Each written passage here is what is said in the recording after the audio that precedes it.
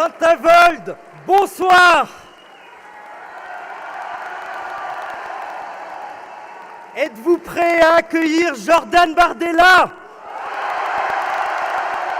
Je ne vous entends pas. Vous êtes plus de 3000 patriotes venus assister au meeting du président du Rassemblement national. Comme député de la Moselle, c'est un honneur pour moi de recevoir ici à Saint-Avold Jordan Bardella.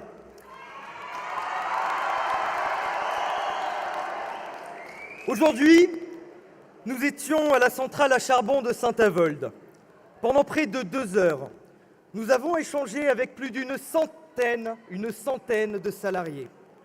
Des salariés qui, souvenez-vous, ont redémarré la centrale à charbon en 2022 pour venir sauver le réseau électrique français. Ces salariés, ils sont aujourd'hui inquiets. Inquiets pour leur emploi, car le président Macron trahit ses promesses. En septembre dernier, le président Macron s'est engagé à mettre fin au charbon et à convertir notre centrale en biomasse d'ici 2027 pour pérenniser les emplois. Une belle annonce, bien sûr, mais depuis, aucune nouvelle. Sans cette conversion en biomasse, ce sont près de 500 emplois dans notre territoire qui peuvent être supprimés. Je veux donc dire aux salariés de la centrale à charbon de Saint-Avold, tenez bon. Tenez bon, car avec le Rassemblement national, nous demandons au gouvernement de respecter ses engagements. Tenez bon, car nous allons lui mettre la pression. Tenez bon, car si la Macronie ne le fait pas, nous le ferons nous, au plus tard en 2027, avec Marine Le Pen à l'Élysée, Jordan Bardella à Matignon.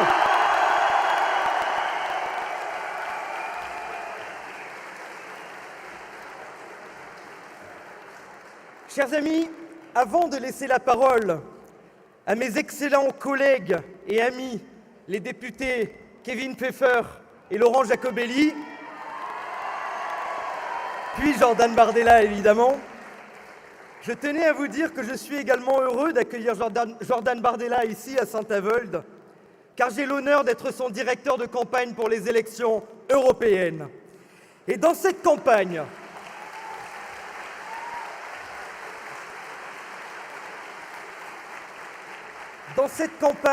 nous avons la chance de pouvoir compter sur une femme et sur un homme.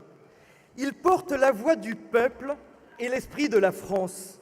Ils incarnent l'espoir de tout un pays. Elle présidera aux destinées de la nation. Lui dirigera son gouvernement de redressement national.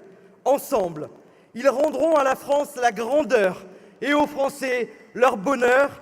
Mesdames et messieurs, nous sommes tous fiers de soutenir Marine Le Pen et Jordan Bardella.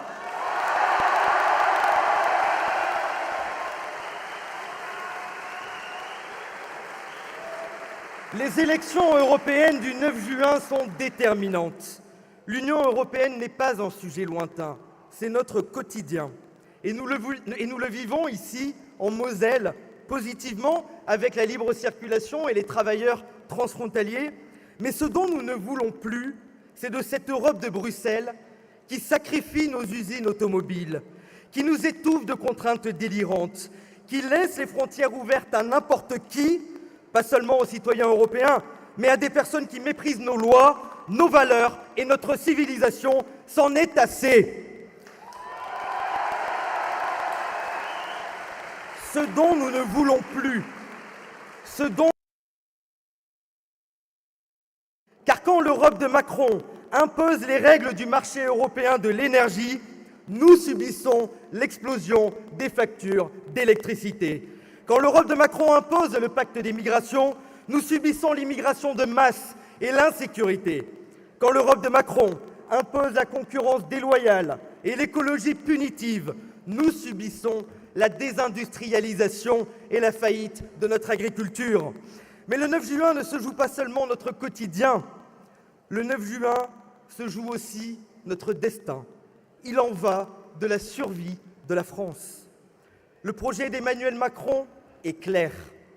Il veut diluer la France, la diluer dans la création d'un État européen centralisé.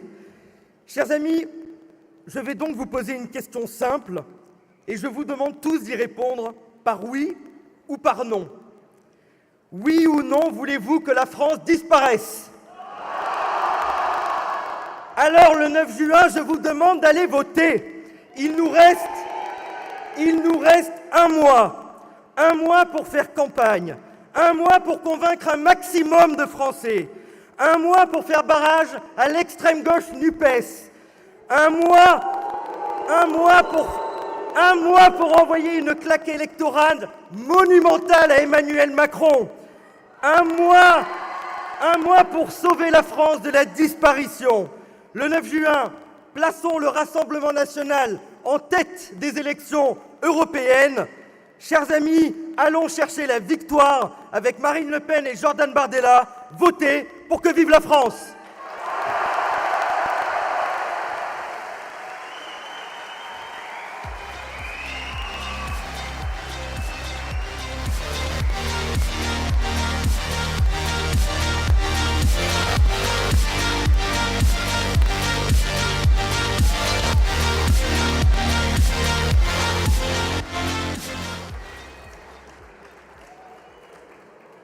Mesdames, Messieurs, chers élus, chers amis, merci à Alexandre Loubet, notre brillant député de Saint-Avold et directeur de campagne de Jordan Bardella pour cet accueil.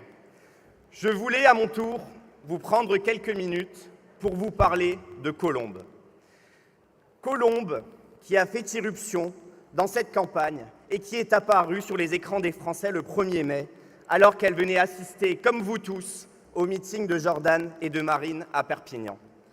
Colombe, c'est cette dame de 60 ans, au chômage, qui ne trouve plus d'emploi, certainement à cause de son âge, mais aussi parce que, comme 5,5 millions d'autres Français, ils sont, comme elle, à la recherche d'un travail. Tout cela alors qu'il n'y a que 300 000 emplois disponibles dans les métiers en tension. Colombe, elle confiait au micro de TF1, les larmes aux yeux, qu'elle ne s'en sortait plus avec son RSA, qu'elle avait peur des huissiers et des factures. Des Colombes, ici en Moselle et partout en France, nous en croisons. C'est pour elle que nous nous battons. Mais quelques heures après son témoignage, Colombe, elle a été virée des Restos du Cœur. Restos pour lesquels elle donnait de son temps depuis 1988. Heureusement, ils ont fini par rétropédaler sous la pression médiatique. Et depuis son témoignage, Colombe, elle est insultée sur les réseaux sociaux, par la gauche et par l'extrême gauche, comme toujours avec une grande virulence. Une élue et candidate écologiste à ces élections européennes nous explique sur Twitter que nous n'avons pas à avoir pitié d'elle, je cite, « pour une dame qui vote pour mettre les Arabes et les Noirs dehors ». Madame, en plus de répéter des mensonges auxquels plus personne ne croit, vous n'avez, comme beaucoup de gens à gauche, plus aucune compassion pour les Français qui souffrent. Cette gauche qui insulte, cette gauche qui méprise, cette gauche qui humilie, cette gauche, elle a abandonné toutes les Colombes de France. Elle a abandonné ici les mineurs, il y a déjà 40 ans, lorsque les importations de charbon devenaient moins chères que nos productions locales. Elle a abandonné les ouvriers comme à Florange. Elle a trahi avec Maastricht et le libre-échange. Elle a détruit par ses décisions ou par ses pressions notre système de production énergétique, ce qui a fait exploser vos factures.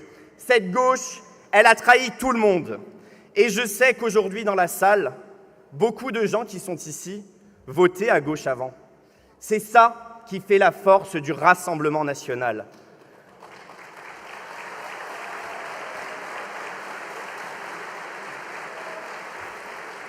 Voilà pourquoi l'union des droites, que certains veulent nous vendre à longueur d'interview, ne nous convient pas.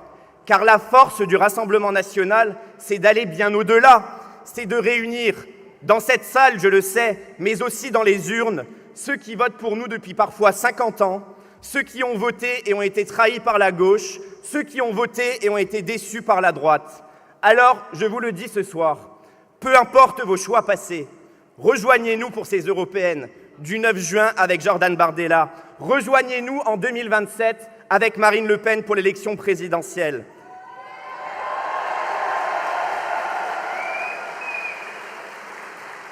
Car en face, pendant que Reconquête nous parle d'union des droites et du RN, pendant que Renaissance nous parle d'Ukraine et du RN, pendant que le PS nous parle d'Ukraine et du RN, pendant que LFI nous parle de Gaza et du RN, pendant que LR parle comme le RN et du RN, Jordan et Marine, eux, nous parlent de la France et des Français.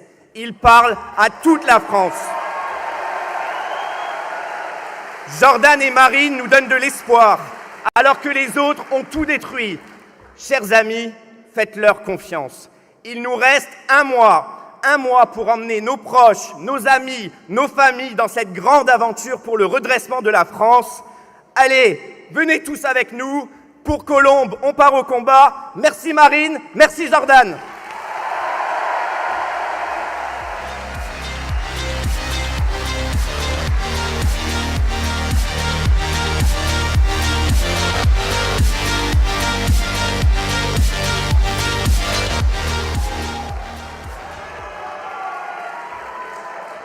Merci mes chers amis. Est-ce que vous êtes prêts pour la victoire ? À vous voir ce soir, plus de 3000 chauffés à blanc, j'ai une certitude. Nous allons imposer un véritable raz-de-marée démocratique et patriote le 9 juin prochain avec Jordan Bardella. Mes chers amis, plus que 33 petits jours à attendre avant ce moment historique. 33 petits jours pour pouvoir exprimer notre amour d'une France libre et indépendante, d'une France souveraine et solidaire, d'une France qui se dresse fièrement au sein du concert des nations européennes. Cette France, la France fière de Jordan et de Marine, qui remplacera très vite la France vassalisée d'Emmanuel Macron à l'Union européenne de Madame von der Leyen. Ici, dans le Grand Est, nous sommes des braves et on le sait. Quand on vote, on gagne. Alors que tout le monde pensait que c'était impossible, nous avons élu non pas 1, ni 2, ni même 3, mais 8 députés du Rassemblement national pour défendre les Français à l'Assemblée. Ils sont là. Christophe Benz et Laurence Robert-Dehaut qui ont fait le grand chelem en Haute-Marne, Florence Goulet dans la Meuse, Jordan Guiton et Angélique Ranck dans l'Aube, et mes deux amis, mes deux comparses mosellans, Alexandre Loubet qui nous accueille aujourd'hui et l'excellent Kevin Pfeffer.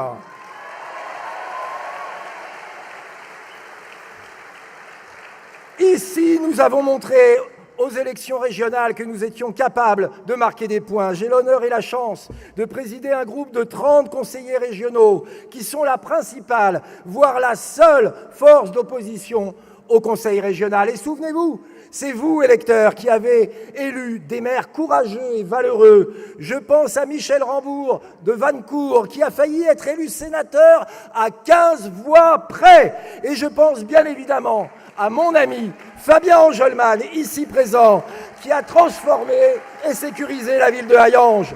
Oui, la gestion RN, ça marche. Oui, quand on vote, on gagne. La dynamique est là, elle est puissante. Marine Le Pen, au deuxième tour en 2022, a fait 200 000 électeurs supplémentaires dans le Grand Est par rapport à 2017. Rien ne nous arrêtera, rien n'arrêtera cet élan. Chaque élection nous rapproche un peu plus de ce grand jour dont nous rêvons tous, le jour où Marine Le Pen franchira le perron de l'Élysée en 2027. Car Marine et Jordan sont l'espoir de millions de Français, le seul et le dernier espoir. Rien à attendre de la droite, cette droite qui, ici, dans le Grand Est, finance les concerts du rappeur islamiste et antisémite Médine. Cette droite du Grand Est qui finance des associations pro-migrants ou d'autres associations qui vont d'école en école expliquer à des gamins de 7 ans qu'il est encore temps pour eux de changer de sexe.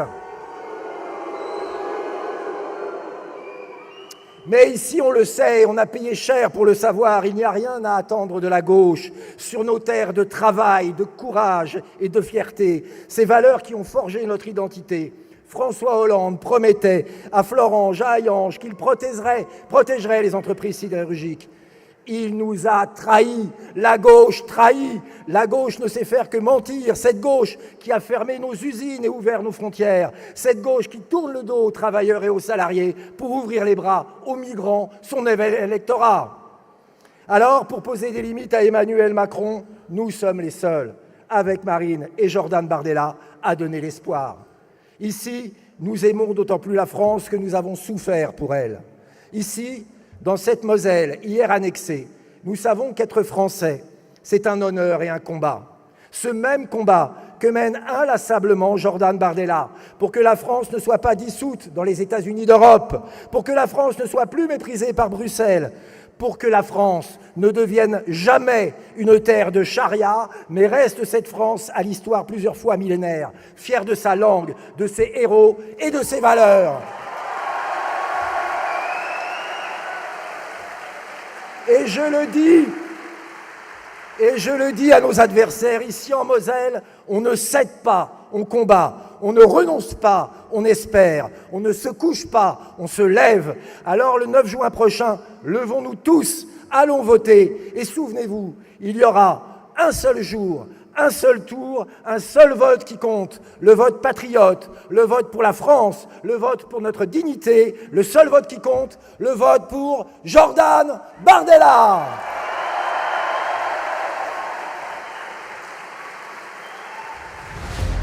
Ces élections européennes, mes amis, c'est le grand scrutin de mi-mandat qui donnera au peuple français la seule et unique occasion de sanctionner la politique du gouvernement, d'envoyer un message clair à Bruxelles et de désigner le mouvement qui sera chargé de préparer l'après-Macron. Face à ceux qui ont renoncé, nous voulons, nous, rassembler les partisans de la puissance. Ceux qui pensent que la France est encore une grande nation, avec une identité millénaire, une culture, un génie, des frontières et une prospérité à conquérir. Quand Bruxelles décide d'engager la décroissance agricole, c'est vous qui subissez les hausses de prix et c'est la France qui perd son autonomie alimentaire. Dans cette élection qui vient, mes amis, nous n'avons qu'un seul adversaire, Macron, et qu'une seule ennemie, l'abstention. Alors je vous le promets, le jour de gloire arrive et nous allons le vivre. La France redeviendra grande car elle sera pétrie de nos œuvres. Nous sommes le remède face au fatalisme. Nous sommes les jours heureux face aux passions tristes. Nous sommes la France du sursaut face au chaos, du redressement face au renoncement, de la conquête face à la défaite. Vive la République et vive la France!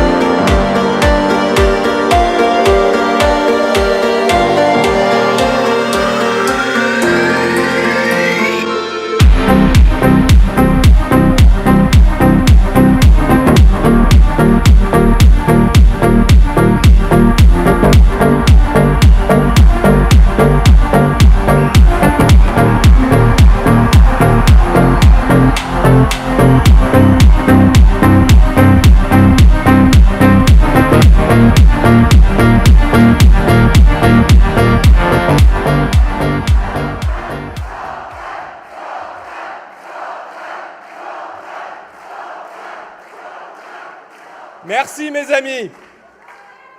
Merci à tous d'être là.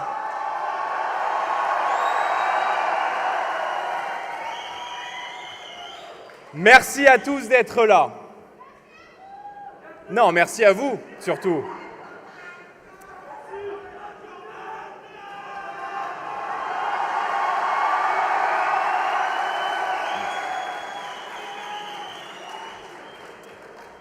Merci, mon cher Laurent Jacobelli.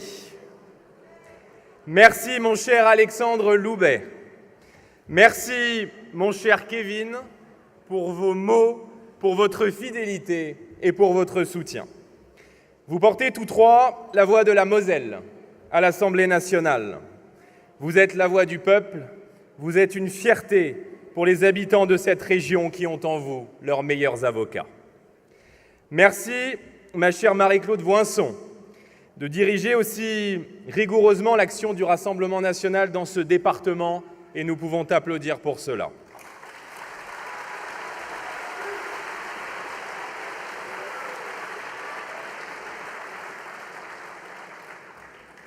Alors avant de commencer ce discours, je voudrais souhaiter un joyeux anniversaire au talentueux maire d'Hayange, Fabien Angelman. Mon cher Fabien, joyeux anniversaire.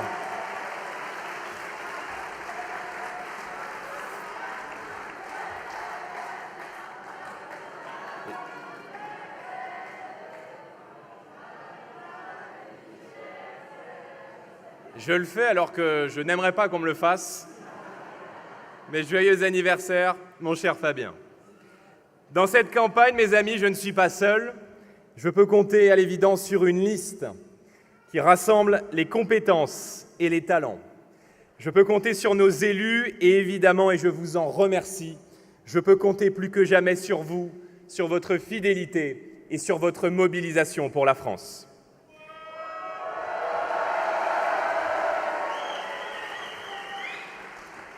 J'y vois le signe, mes amis, d'une confiance qui s'installe chaque jour davantage entre le peuple de France et le Rassemblement national.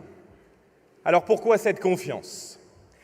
Tout simplement, je le crois, parce que nous parlons de la France, parce que nous faisons de la politique avec les gens, pour les gens, parce que nous imposons à la table du pouvoir votre quotidien, le pouvoir d'achat, le travail qui paye, l'immigration, l'insécurité, la préservation de nos modes de vie comme la défense de notre souveraineté nationale. Les macronistes, eux, font campagne en cherchant à instrumentaliser les malheurs de l'Ukraine et des Ukrainiens. La gauche mélenchoniste, elle, fait campagne matin, midi et soir pour la bande de Gaza. Nous faisons campagne pour la France et pour les Français.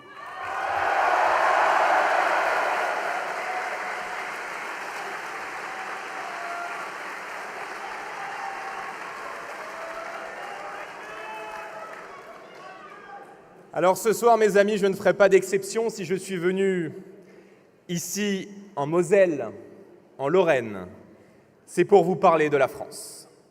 Car au fond, dans cette campagne, on ne parle pas assez de la France et des Français. Je suis venu pour vous parler de ce scrutin majeur pour l'avenir du pays, pour l'avenir de vos enfants, celui du 9 juin prochain où les Français sont appelés à voter pour dire leur colère, mais aussi pour dire leurs espoirs. À compter d'aujourd'hui, mes amis, il reste donc 33 jours. 33 jours avant un choix d'une importance capitale. 33 jours avant ce grand référendum pour ou contre le délitement et l'effacement de la France. 33 jours pour convaincre et pour conjurer le spectre de l'abstention. Alors, mes amis, jusqu'à la dernière minute de cette campagne, je ne cesserai de dire que rien n'est fait, que rien n'est gagné et que rien n'est décidé pour la France. Rien n'est décidé, mes amis, tant que le grand peuple de France n'aura pas lui-même choisi l'avenir qu'il veut pour ses enfants. Le 9 juin, nous pouvons ouvrir une nouvelle page de l'histoire de notre pays. Alors, à tous, en particulier à nos députés, je rappellerai notre devise devenue victorieuse : si le peuple vote, le peuple gagne.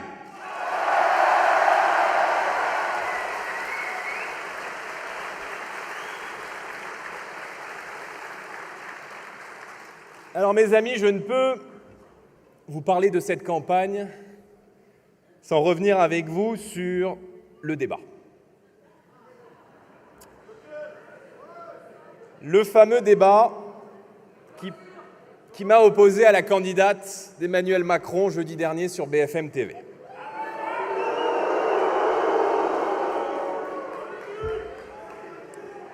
Avant le débat, vous les avez entendus, les macronistes voulaient, je cite, que je descende dans l'arène. Mais ça, c'était avant le débat. Et maintenant, les mêmes veulent que la candidate d'Emmanuel Macron en sorte. Ce débat a permis, je crois, une clarification que les Français sont en droit d'attendre. Face au bilan du président de la République, j'ai voulu défendre sincèrement nos ambitions, nos convictions et nos solutions pour le pays. Je sais reconnaître les qualités de mes adversaires et il faut reconnaître à Valérie Ayé cette qualité, le courage. Elle a le courage d'assumer le bilan d'Emmanuel Macron quand tous, du Premier ministre au ministre de l'économie et jusqu'au ministre de l'Intérieur, se sont fait porter balle. Bruno Le Maire, Éric Dupond-Moretti, Gérald Darmanin, Gabriel Attal, aucun n'assume et tous se cachent derrière une candidate. Tous se cachent derrière une candidate qui peine à savoir ce qu'elle fait là. Alors ce débat, mes amis, vous l'avez vu et je l'ai dit, a permis de clarifier les choses. À la question de la lutte contre l'ensauvagement de notre société, l'épidémie d'agression qui frappe notre pays, je l'ai rappelé, 120 attaques au couteau par jour, 1000 agressions par jour dans notre pays. La candidate d'Emmanuel Macron répond avec une mesure choc, le dédoublement des classes d'école.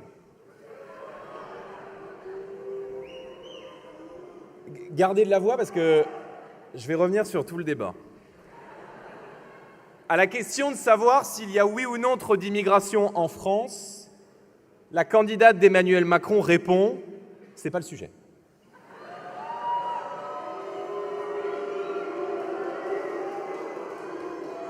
L'identité de la France, c'est pas un sujet. L'avancée terrifiante de l'islamisme et du communautarisme, c'est pas un sujet. Le recul de nos valeurs, la laïcité bafouée, le non-respect des femmes, le coût de l'immigration pour les finances publiques, c'est pas un sujet. À la détresse du monde agricole frappé par une crise sans précédent, la candidate d'Emmanuel Macron répond que tout va bien et que les agriculteurs qu'elle rencontre lui disent tous merci. Alors pour ceux qui n'ont pas vu le débat, je vais vous le résumer très rapidement. L'énergie trop chère, c'est pas eux. Les fermetures d'usines ou d'exploitations agricoles, c'est pas eux. L'insécurité, c'est pas eux. L'immigration, c'est pas un sujet. L'état de la France, c'est pas grave. Et la dette, c'est pas de leur faute. Alors mes amis, j'ai envie de dire heureusement que nous sommes là. Heureusement que nous sommes là et déterminés à agir.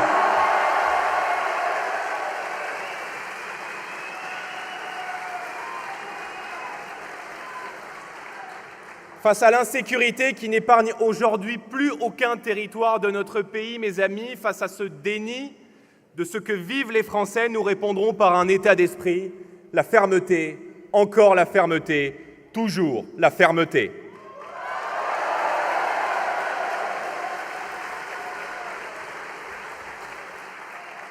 Nous répondrons à l'insécurité que vivent nos concitoyens par une lutte implacable contre la délinquance, par le soutien naturel, par principe, à nos forces de l'ordre, et je salue ici Mathieu Vallet.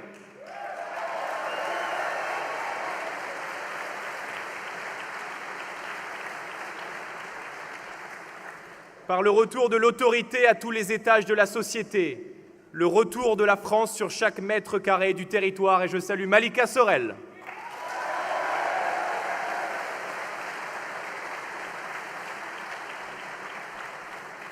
Par le rétablissement des peines minimales et des peines planchers, et bien sûr par l'expulsion systématique des délinquants et criminels étrangers.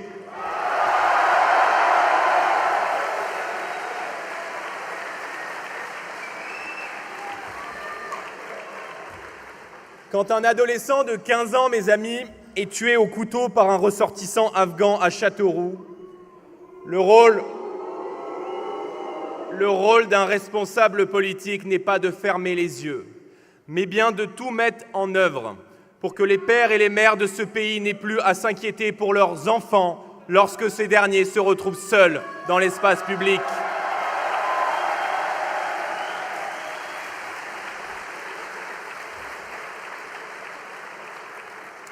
Pour nous, mes amis, la lutte contre l'immigration massive n'est pas seulement un sujet, comme dirait l'autre, c'est un défi existentiel pour la France et pour l'Europe.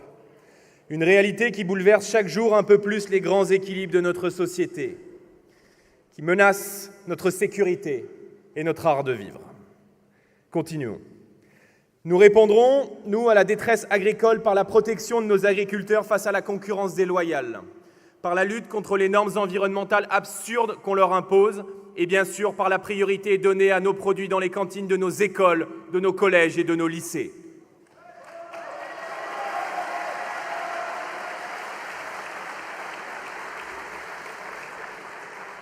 Quand le monde agricole est en colère, c'est notre santé, notre ruralité et notre souveraineté alimentaire qui sont en jeu. Nos paysans, mes amis, ne veulent pas dépendre d'aides permanentes. Comme chaque Français, ils aspirent à pouvoir vivre de leur travail et de leurs efforts. Alors je vais vous dire, après ce débat de 2 heures, le premier sentiment qui m'est venu, c'est de me dire qu'au fond, nos dirigeants ne vivent délibérément pas dans le même monde que nous. Au fond, chacun aura pu constater la déconnexion de la candidate macroniste, son impréparation sur les sujets de fond, sa légèreté sur les sujets de votre quotidien et accessoirement ce déni de leur propre bilan et le déni permanent de leur propre action à la tête du pays depuis 7 ans. Vous l'avez peut-être vu, les macronistes ont présenté hier leur programme. Alors je vais vous épargner sa lecture et je vais vous le résumer en une phrase. En gros, on va faire l'exact inverse de ce qu'on a fait depuis 7 ans. Et bien sûr, il vous prie de les croire. Alors on a tous senti pendant ce débat que Mme Hayé ne croyait pas dans sa campagne. Ça nous fait un point commun parce que nous non plus. Mes amis,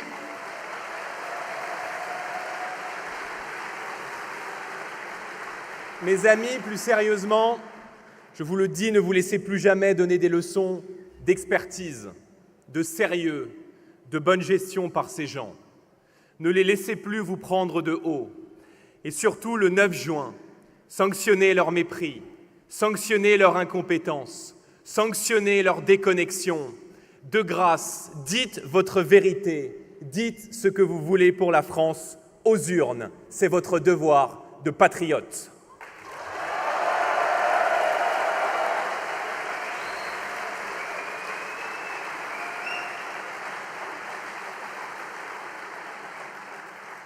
Alors je me dois de revenir aussi, mes amis, sur le débat organisé avec les 6 autres têtes de liste dimanche midi sur RTL. Là aussi, c'était très intéressant, très instructif, parce qu'en fait, les autres candidats ne venaient pas pour défendre leur projet ou parler de la France, mais pour attaquer le Rassemblement national qui, pour le coup, n'a aucune responsabilité dans la situation du pays. Ce débat aurait pu s'intituler « Tous contre le RN » ou « Tous contre Bardella ». Manon Aubry, la candidate de Jean-Luc Mélenchon... Attendez. Manon Aubry, avec son élégance, avec sa bienveillance, avec ce sens de la modération qui ne la quitte jamais, m'a qualifié avec beaucoup de finesse, je cite, de larbin et de flemmard.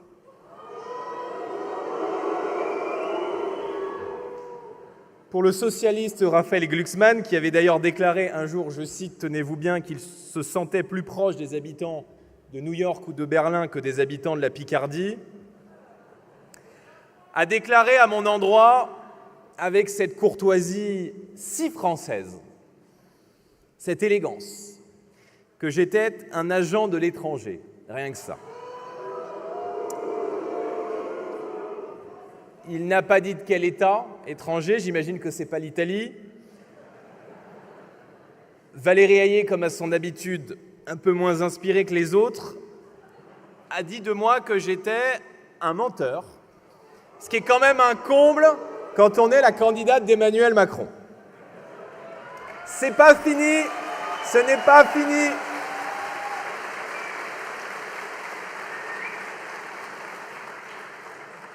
Notre ami, et vous pouvez l'applaudir, Fabrice Leggeri,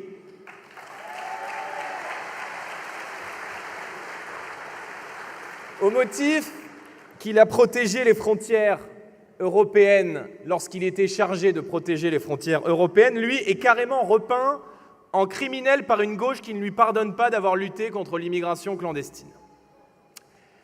Alors je vais vous dire, mes amis, et je pense parler au nom de nos candidats, à titre personnel, cela nous est bien égal. Mais en réalité, mes amis, quand ils nous attaquent avec une telle violence, avec si peu d'élégance, ce sont les millions de Français qui s'apprêtent à voter pour le Rassemblement national qu'ils désignent comme des adversaires. Et ça me plaît beaucoup moins. Alors ne les laissez pas faire. Ne les laissez pas faire et allez voter le 9 juin prochain. Faites-vous entendre, chers amis. Faites-vous respecter. Se mobiliser le 9 juin, c'est aussi choisir un projet de société. Et c'est ouvrir la voie de l'alternance en France comme en Europe.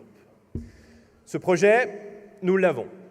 C'est un projet qui met l'accent sur votre pouvoir d'achat, sur la souveraineté énergétique de la France, sur la réindustrialisation, sur la protection de notre identité et à l'évidence sur le rétablissement de l'ordre et de l'autorité partout sur le pays.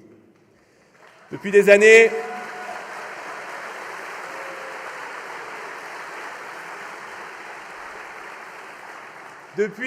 avec Marine Le Pen, nous avons fait de l'urgence de la fin du mois l'une de nos priorités absolues, et plus particulièrement celle de restituer à chaque Française, à chaque Français, à chaque travailleur de ce pays les fruits de son travail et les fruits de ses efforts. Parce qu'un prix des carburants avoisinant les 2 € le litre est un coup de canif porté à la France du travail et à la France rurale, nous entendons demain à la tête de l'État diminuer la TVA sur les énergies pour faire baisser les factures. C'est par là que démarre la paix fiscale.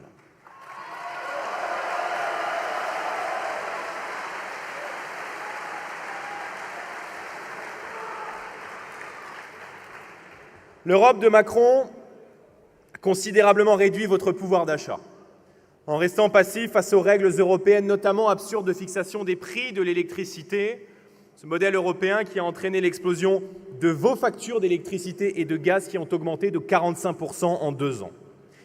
Voilà 2 ans que ces règles, mes amis, ont démontré leur échec et que pourtant, rien n'a changé.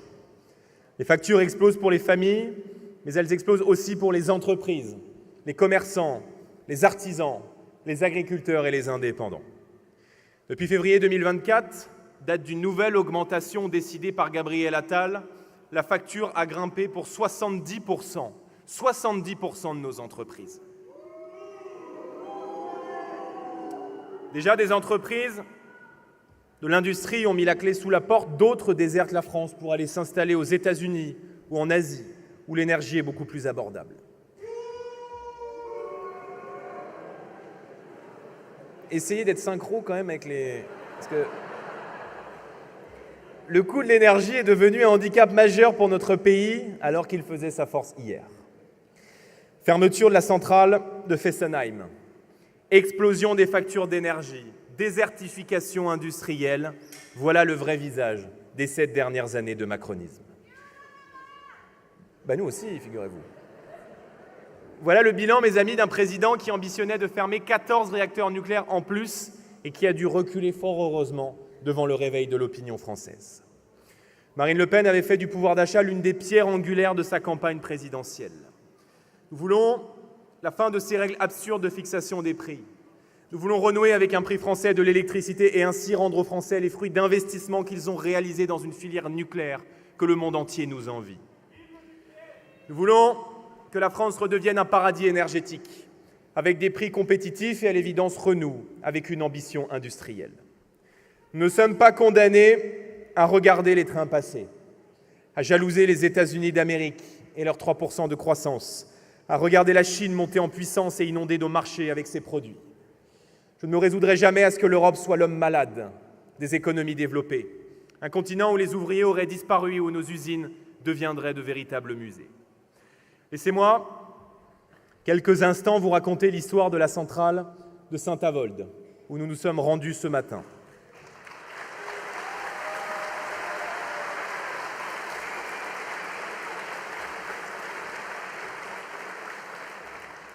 En 2022, on va remonter un peu le temps, lorsque la France a connu des difficultés d'approvisionnement en électricité, vous vous en souvenez, le gouvernement était bien fier de compter sur les salariés de la centrale de Saint-Avold, sur ces ingénieurs et ces ouvriers dévoués qui ont le goût du travail bien fait. Ces ouvriers, je le dis et je l'affirme devant vous, sont une fierté pour notre pays, précisément parce qu'ils ont permis à la France de tenir tout l'hiver sans rupture majeure.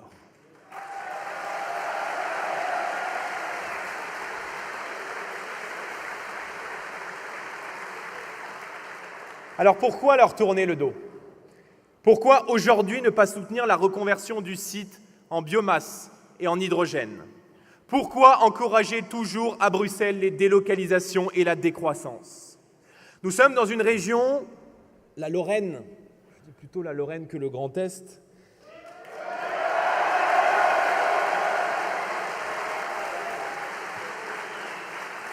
dans un département, la Moselle, où lorsque l'on parle d'industrie, de travail, de mérite, de production, on est compris. Vous savez, ici, tout ce que l'industrie, l'installation d'une usine peut apporter à une commune, non pas seulement en termes d'emploi et de salaires rémunérateurs, mais aussi en termes de services publics, de liens sociaux et bien sûr de commerce. Quand une usine s'installe, c'est tout un cercle vertueux qui se crée.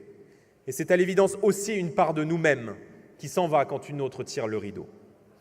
Alors que la Commission européenne et le gouvernement ne jurent que par des règlements toujours plus durs et des normes toujours plus contraignantes pour nos entreprises et nos industries, au risque de tuer toute production en France et en Europe, nous assumons la pause réglementaire et la simplification des normes.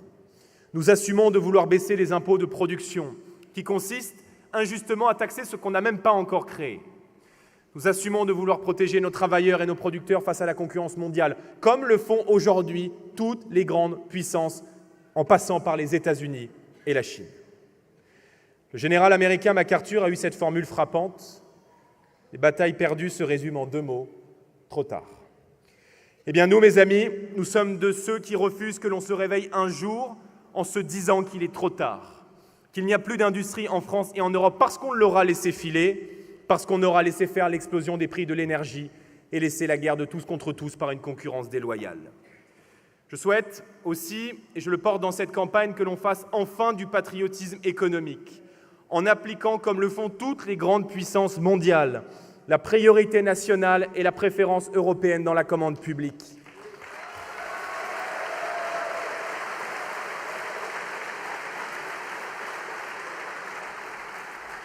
Tous les grands pays, mes amis, le font, mais Bruxelles nous l'interdit au nom d'une vision naïve et dépassée du droit de la concurrence et de la mondialisation heureuse. En somme, le message envoyé est très simple et relève du bon sens. Si vous voulez entrer sur le marché européen, si vous voulez avoir un avantage et être prioritaire dans la commande publique, alors produisez sur le sol français. Mes chers amis,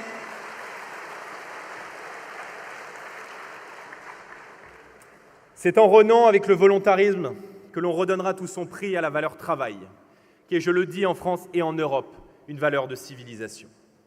Face à l'alliance de la brutalité macroniste et de la bureaucratie européenne, j'en appelle donc à la France du travail, à l'union des forces productives, à tous ces Français qui font tourner le pays et qui sont bien souvent en première ligne, du patron de TPE-PME, au patron de bistrot, de café, de restaurant, de l'ouvrier à l'employé, en passant par l'intérim, le petit fonctionnaire, le boulanger, l'indépendant, les forces vives du pays ont vocation à nous rejoindre pour recréer avec nous, tous ensemble, les moyens de la prospérité française.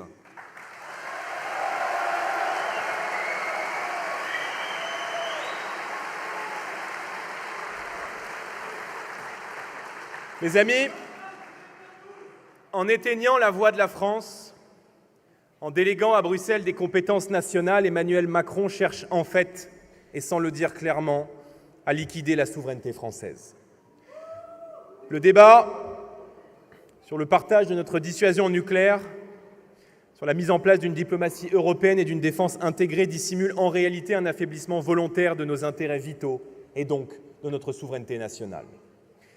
Ce débat est vieux comme ceux qui veulent liquider la France. Déjà en 1954, alors que l'on parlait d'une défense intégrée au niveau européen, le général de Gaulle évoquait les naufrageurs de la nation, qui voudraient retirer à la France le commandement de son armée nationale. Ce serait ainsi une trahison majeure de notre Constitution qui stipule dans son article 15 que le président de la République française est le chef des armées. À aucun moment, la présidente de la Commission européenne, Ursula von der Leyen, n'a la légitimité pour commander nos armées, pour envoyer nos soldats au combat, pour décider de notre action diplomatique ou, pire encore, de trancher la question de la guerre et celle de la paix.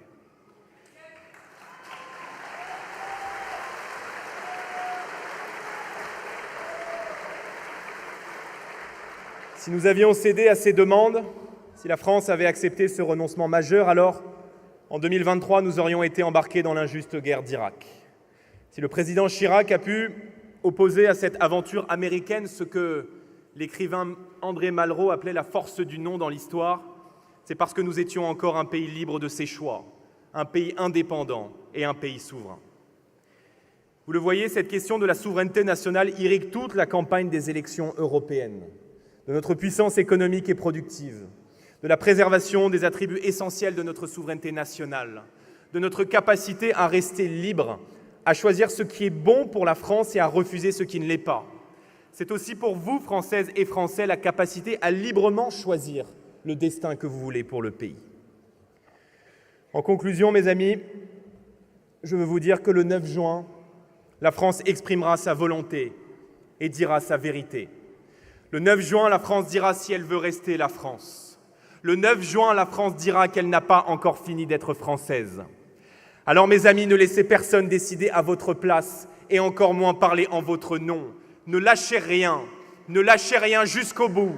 Nous avons 33 jours pour mobiliser, 33 jours pour faire la décision, 33 jours pour gagner. Vous n'aurez qu'un seul jour, qu'un seul tour, qu'un seul vote pour affirmer que la France revient. Alors, tous aux urnes, citoyens, vive la République et vive la France!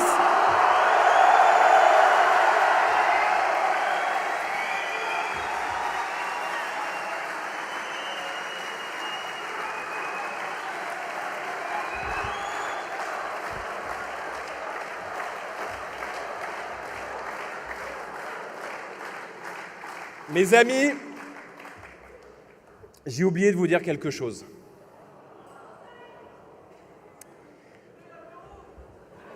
Non, je ne paye pas l'apéro, parce que vous êtes très nombreux. Mais, attendez, je vais me rattraper. Car avant d'entonner notre hymne national, je voudrais vous annoncer une petite surprise.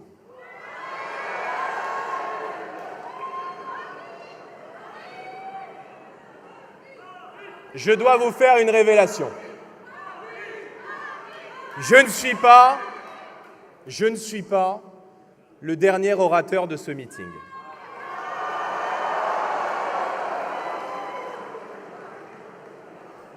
Et avant l'apéro, la soirée n'est pas terminée. Une personne que je crois beaucoup connaissent ici dans cette salle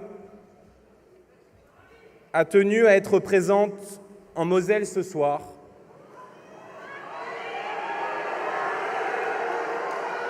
pour nous apporter son soutien et surtout, je le pense, à vous dire, elle aussi, à quel point rien n'est jamais fini pour la France. Cette personne, mes amis, est une personne qui compte beaucoup pour moi, y compris sur le plan personnel. C'est une personne sans qui, à dire vrai, je ne serais pas devant vous ce soir. Je lui dois beaucoup. Son soutien m'est cher. Elle tient à vous dire quelques mots ce soir, et je vous demande, mes amis, de l'écouter et de l'accueillir avec l'enthousiasme qu'elle mérite. Je la remercie, cette personne, sincèrement, d'être parmi nous ce soir. Nous lui devons beaucoup et je lui cède immédiatement la parole.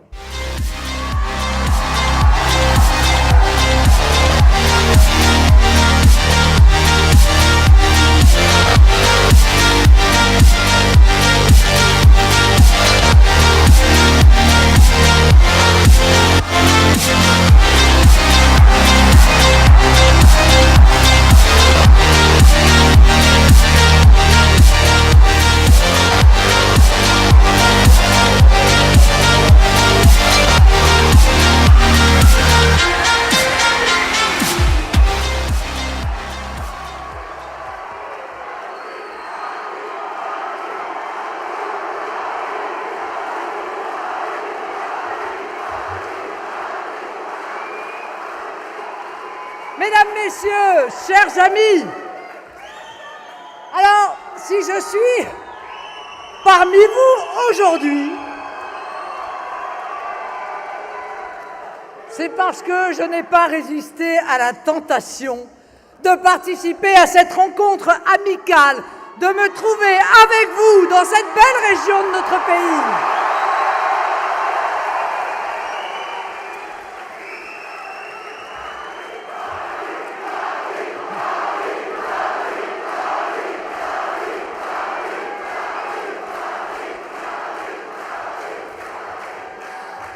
Il se passe quelque chose dans le pays. Nous le voyons, nous le sentons. Votre ferveur, votre joie, votre volonté d'être là d'ailleurs en témoigne. L'engouement des Français que nous rencontrons est un signe, un moteur. C'est aussi un honneur et une espérance, un encouragement et une responsabilité. À l'heure des grands choix, et l'élection du 9 juin en est un, la petite flamme qui brûle dans votre cœur de patriote est en train d'éclairer le pays et même le continent tout entier.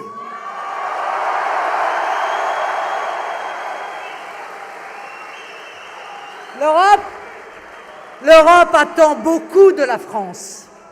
Vous n'en avez peut-être pas conscience, l'Europe des patriotes regarde avec attention le Rassemblement national. Dans cette campagne qui porte sur la France autant que sur l'Europe, le mouvement national que nous incarnons, comme la liste qui nous réunit, viennent, comme ici aujourd'hui, à Saint-Avold, à la rencontre du peuple français, de nos compatriotes, de toutes régions, de toutes conditions, de toutes origines, Français de métropole, d'outre-mer ou de l'étranger, Français des villes, des banlieues ou des campagnes, tous ensemble.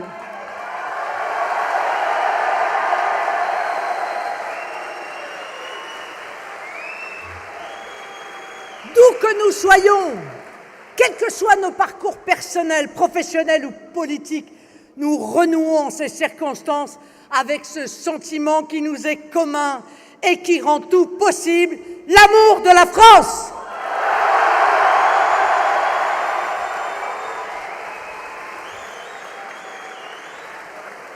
À la France, nous lui devons tout, nous lui donnerons tout.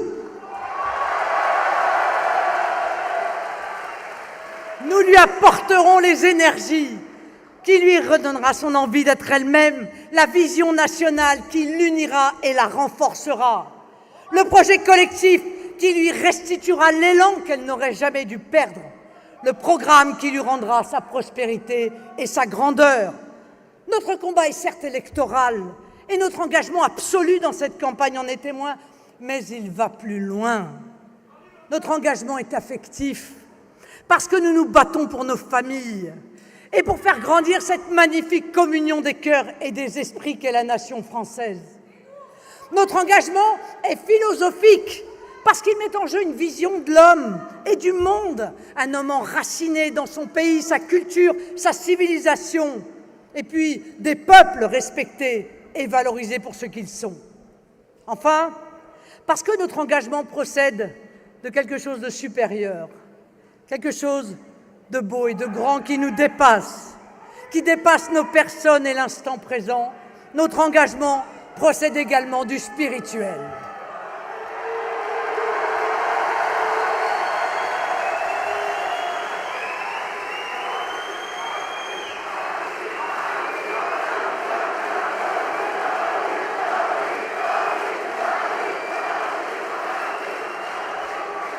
Nous sommes, mes amis, nous sommes de ceux qui tressons inlassablement le fil invisible qui lie les Français d'aujourd'hui à ceux d'hier comme à ceux de demain.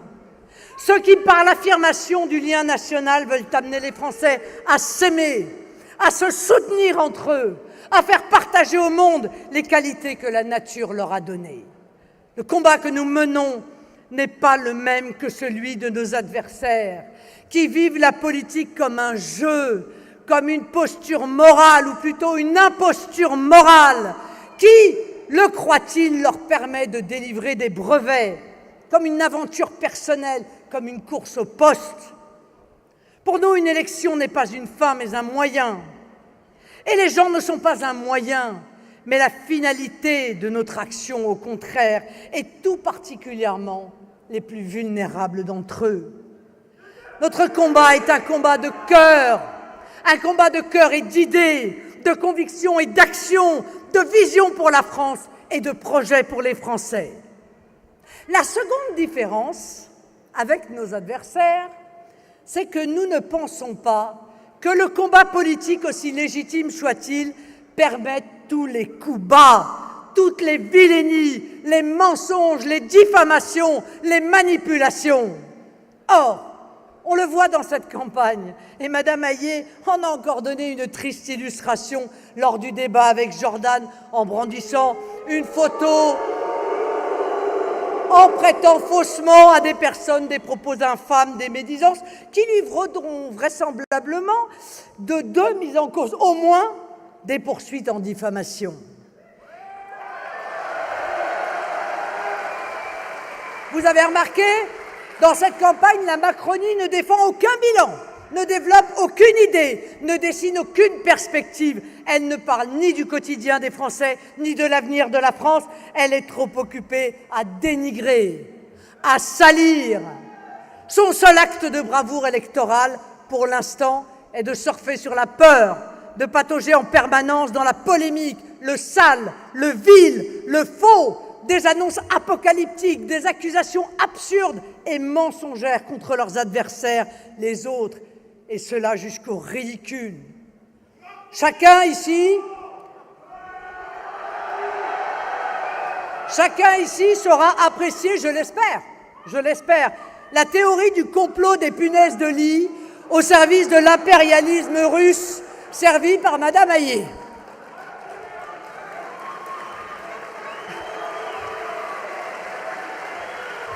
On a les arguments qu'on peut.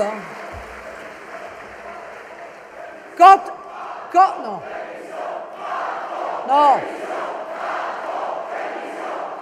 Laissez-nous quand même le temps de le battre. Quant aux fake news, c'est devenu une spécialité de la maison d'Emmanuel Macron. À croire que lorsqu'ils veulent, de manière obsessionnelle, légiférer contre les manipulateurs de l'opinion ou l'usage de faux comptes de réseaux sociaux, il ne faut en réalité que prêter aux autres les intentions coupables dont ils sont eux-mêmes capables. Ils ont fait de l'affabulation et de la calomnie d'abord un mode opératoire comme les céréales menteurs. C'est maintenant une marque de fabrique. Et que dire du président de la République, Emmanuel Macron, qui croit pouvoir multiplier les outrances verbales et les accusations en l'air, les prises à partie et les invectives à l'égard du principal mouvement d'opposition. Mais ce n'est pas là le rôle d'un président de la République. Je rappelle que le président de la République doit être le président de tous les Français, y compris du tiers de ceux-là qui s'apprêtent, selon les sondages, à voter pour nous.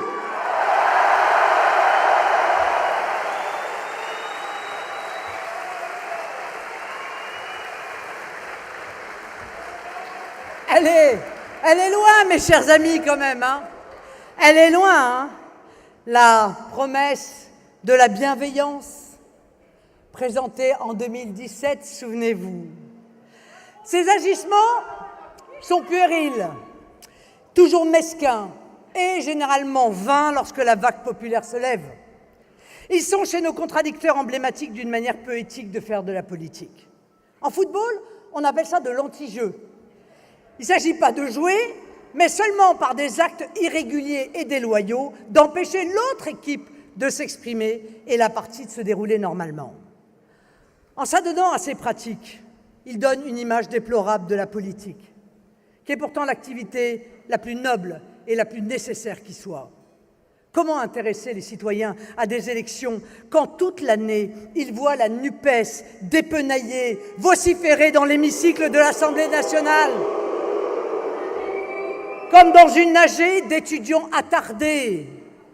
Comment intéresser les électeurs à l'Europe quand les macronistes réduisent leurs échanges à insulter l'opposition? Nous croyons au débat d'idées. Et parce que nous en avons des idées, que nous y croyons de toute la force de nos convictions, nous n'avons aucun mal à vouloir les présenter, les confronter et finalement les faire arbitrer par les citoyens électeurs. C'est le jeu, nous en acceptons les règles, nous nous y plions sans effort, tant nous avons confiance dans le jugement salvateur de notre peuple. Notre groupe parlementaire en a fait la démonstration tous les jours, par sa tenue, son travail, son assiduité et le respect dont il fait preuve. Même si nous ne sommes sans doute pas parfaits, nous essayons en effet de pratiquer la politique avec un esprit français. Cet esprit qui, je le crois, fait partie de notre identité de Français.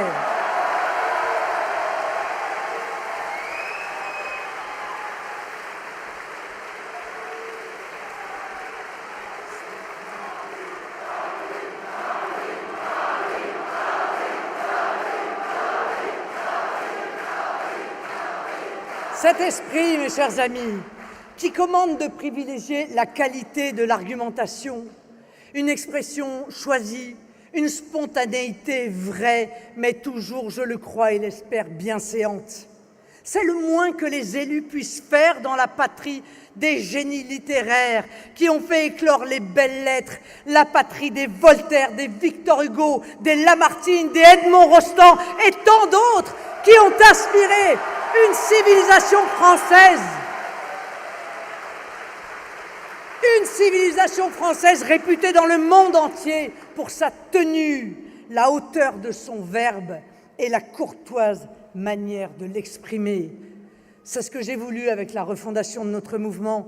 La maturité venue, il ne doit cesser de s'élever pour se mettre à la hauteur de la tâche éminente qui nous incombe. Je pense que nous y sommes parvenus. C'est en tout cas ce que disent les Français, par l'adhésion croissante à notre mouvement et à notre action. En démocratie, c'est le peuple qui voit juste, c'est le peuple qui a raison. Cette image de convenance et d'élégance, qui est le sceau d'un caractère bien français, eh bien Jordan l'incarne à merveille.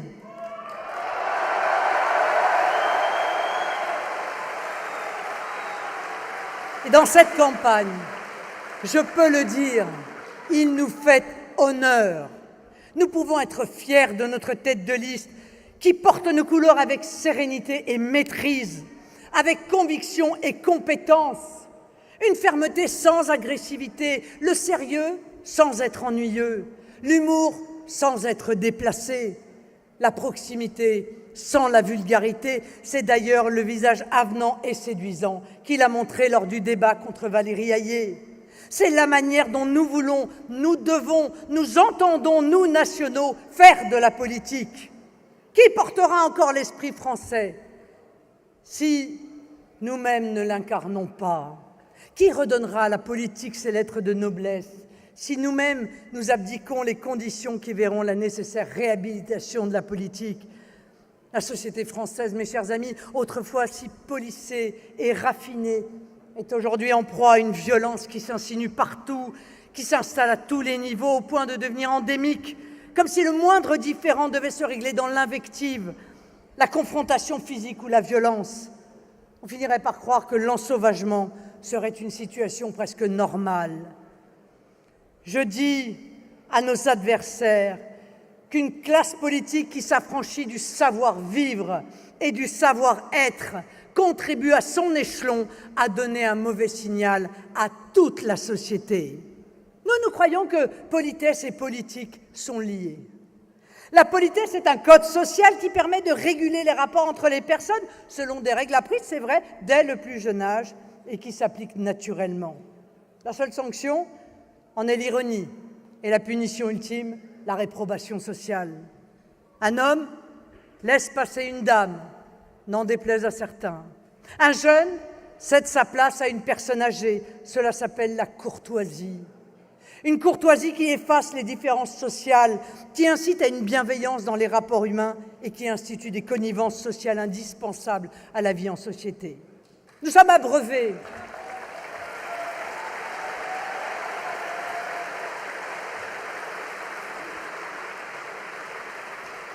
Nous sommes abreuvés d'expressions du langage officiel, comme vivre ensemble ou faire société par bien des élus de la NUPES ou de Renaissance, habitués pourtant à des excès de langage ou de comportement. Ils gagneraient, la société également, à s'imprégner des vertus du savoir-être, de la courtoisie et de la mesure. Ils devraient d'ailleurs commencer à mesurer leur part de responsabilité dans le climat de tension qui règne dans le pays. Lorsque Renaissance envisage ses adversaires politiques comme des ennemis, et je les cite, ou quand la NUPES lance des appels incessants à la guerre civile. Quand il n'y a plus de civilité, il n'y a plus de civilisation, il n'y a plus que la violence.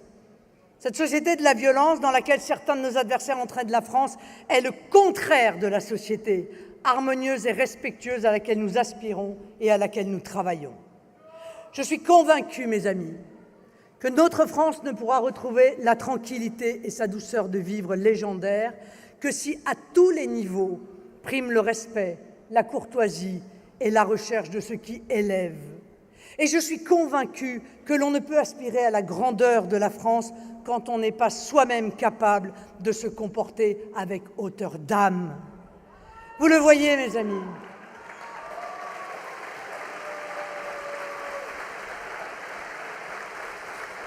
Le 9 juin, nous allons avoir à décider de l'avenir de l'Europe et nous ne le dirons jamais assez, nous déciderons du sort de la France. Il y aura un enjeu très fort avec des visions politiques diamétralement opposées. Les Français auront, je l'espère, la possibilité de s'en rendre compte pour peu que nos adversaires cessent de s'abaisser à taper sous la ceinture et se redressent à hauteur du débat d'idées.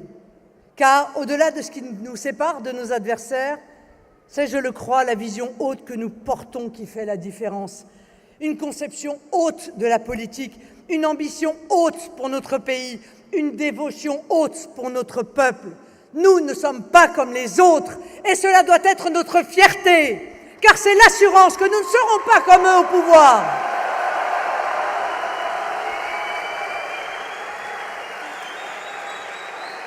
Le 9 juin, je vous invite à renouer avec ce qui a fait la France, cet esprit français qui fait qu'on ne se résigne pas, qu'on ne se couche pas, mais qu'on porte avec panache et fierté le vrai, le beau et le juste, qui sont la marque de la France que nous aimons et de la civilisation qui a fait de nous ce que nous sommes. Vive l'Europe que nous voulons, vive la France que nous aimons!